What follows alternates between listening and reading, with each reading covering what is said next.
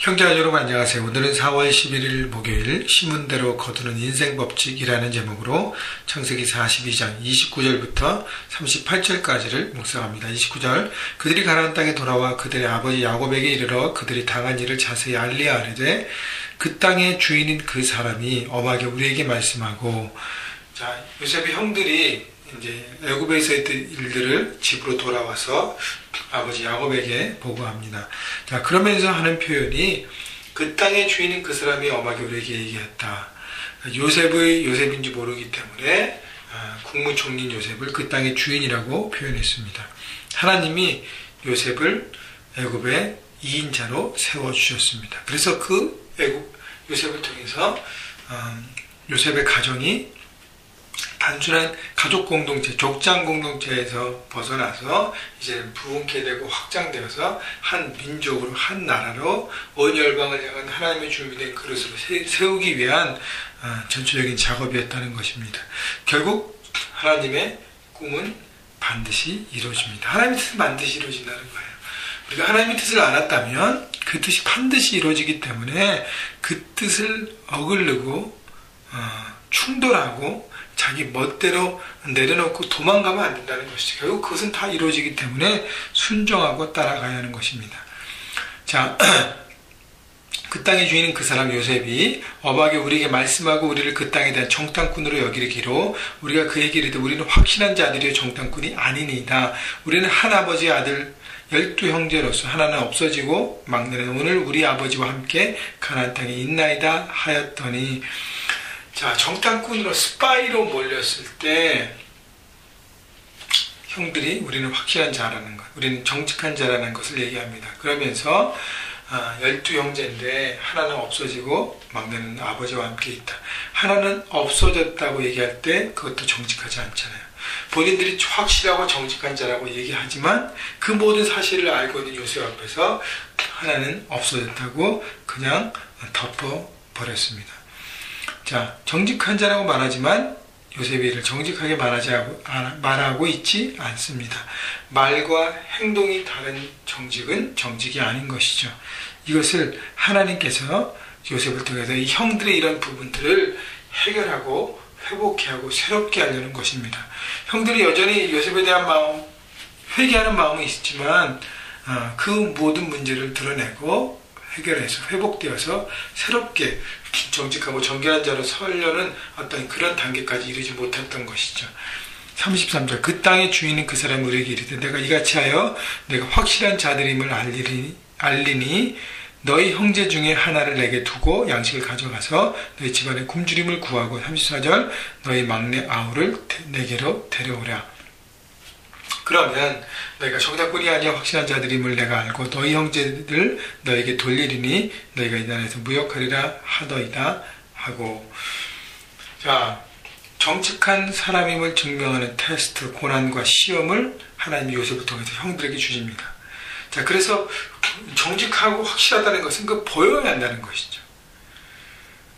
그렇기 때문에 그 모든 것들을 통과하고 성실하게 이행해야 되는데, 아버지에게 알릴 때도 너희 형제 중에 하나를 내게 두고 감옥에 갇혀있고 이것이 아니면 목숨에 위태롭다는 얘기를 쏙 뺍니다. 아버지를 어떻게든 설득해서 동생 베냐민을 데려가야 되기 때문인 것이죠. 그렇기 때문에 시험과 고난은 쉽지 않습니다. 너희 막내 아우를 내게로 데려오라. 시험 문제는 막내 아들을 데려오라는 것이죠. 아버지에게 베냐민, 막내 아들이 어떤 의미인지 형들이 더 잘 알잖아요. 그 막내 아들 데려온다는 것은 불가능하다는 것입니다. 아버지의 마음을 설득해야 된다는 것. 그래서 시험과 고난은 쉽지 않고 어렵습니다. 그러나 이것을 하나님의 뜻 가운데 통과하고 해결해야 온전한 하나님의 뜻 가운데 새롭게 되어지는 것입니다. 그렇기 때문에 우리가 시험을 만날 때, 고난을 만날 때 쉽게 해결하려고 생각하지 마십시오. 어렵기 때문에 매일매일 하나님 앞에 그 무릎을 꿇고 뜻을 구하고 하루하루 성실하게 자신의 일에 충실하면서 방법들을 찾아가고 느려 보이지만 그것을 해결하고 온전하게 나갈 때, 그럴 때 시험을 통과하고 성숙한 하나님의 사람으로 설 수 있는 것입니다. 35절 각기 자료를 쏟고 본즉 각 사람의 돈뭉치가 그 자루 속에 있는지라 그들과 그들의 아버지가 돈뭉치를 보고 다 두려워하니라. 자, 이곳에서 받은 곡식이 형들 한 사람 한 사람마다 다 곡식을 받았는데, 왜냐면 돈을 갖고 왔으니까 또 자기 패밀리가 있잖아요. 같이 살지만. 그래서 그 모든 곡식들을 다 쏟아보니까 곡식 자루마다 돈뭉치가 그대로 있습니다. 모두가 도둑으로 몰릴 수 있는 위기예요. 아버지 야곱도 무언가 심상치 않은 일임을 깨닫습니다. 위기의식이죠. 그래서 형들의 이야기를 야곱이 100% 믿지 못합니다. 여러분, 상대방이 믿지 못한다는 것을 한탄하지 말고 내가 믿지 못하게 함을 우리가 바라보고 내가 그동안 무엇을 심고 뿌렸느냐를 돌아봐야 하는 것입니다. 내가 그동안 정직하지 못한 것, 내가 게으른 것을 뿌렸다면 그것을 거둘 수밖에 없어요. 그렇기 때문에 지금부터 우리가 정직과 성실과 책임 있는 것을 뿌려갈 때 결국 사람들에게 믿음의 대상이 되고 존중의 대상이 되고 그를 통해서 더 귀한 일들을 우리가 해나가게 될 수 있는 것입니다. 36절 그들의 아버지 야곱이 그들에게 이르되 너희가 나에게 내 자식들을 잃게 하도다. 요셉도 없어졌고 시므온도 없어졌거늘 베냐민을 또 빼앗아 가고자 하니 이는 다 나를 해롭게 함이로다. 아버지 야곱은 의심하기 시작합니다. 그러면서 요셉도 없어졌는데 시므온도 지금 두고 왔고 이제 베냐민도 데려가면 어떻게 내가 살아갈 것인가. 37절 르우벤이 그의 아버지에게 말하여 이르되 내가 그를 아버지께로 데리고 오지 아니하거든 내 두 아들을 죽이소서 그를 내 손에 맡기소서 내가 그를 아버지께로 데리고 돌아오리라. 르우벤이 장남으로서 요셉의 일도 그랬기 때문에 뭔가 책임을 지고 하는 것 같지만 무모합니다.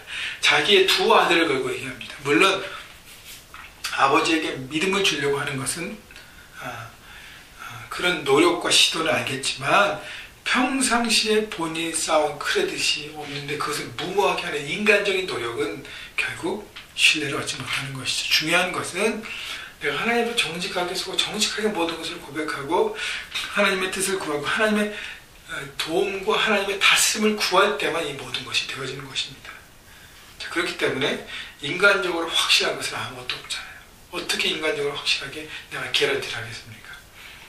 하나님 앞에 믿음으로 의지하고 모든 걸 맡기고 나갈 때 그것이 100% 개런티가 되는 것이죠. 여러분 삶의 현장에서 모든 일이 안 풀리고 믿지 못한다고 해서 여러분 막 무모한 약속을 걸지 마십시오.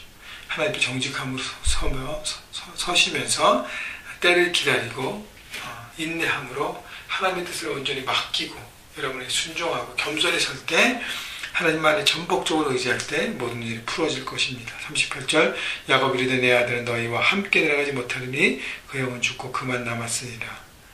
야곱이 믿지 못하고 맡기지 못합니다. 여러분 그것은 뿌린 대로 거둔 법칙이었습니다. 여러분 그렇기 때문에 중요한 것은 우리가 매일매일 우리가 언어로 행동으로 무엇을 심는가가 중요한 것이죠. 그래서 여러분 2013년 새롭게 시작하면서 우리가 희망로드를 달려오는데 이제 1, 4분기 끝나고 이제 세컨코로로 들어갔습니다. 여러분 계속적으로 귀한 씨앗을 뿌려서 올해를 마감하면서 귀한 열매를 보시고 여러분 사람들의 신뢰를 얻는 믿음의 사람들이 되셔서 그 하나님께 영광을 드리고 하나님을 나눌 수 있는 귀한 삶의 현장에서 영향력 있는 삶을 살아가시는 여러분 모두가 되시기를 주님의 이름으로 축복합니다.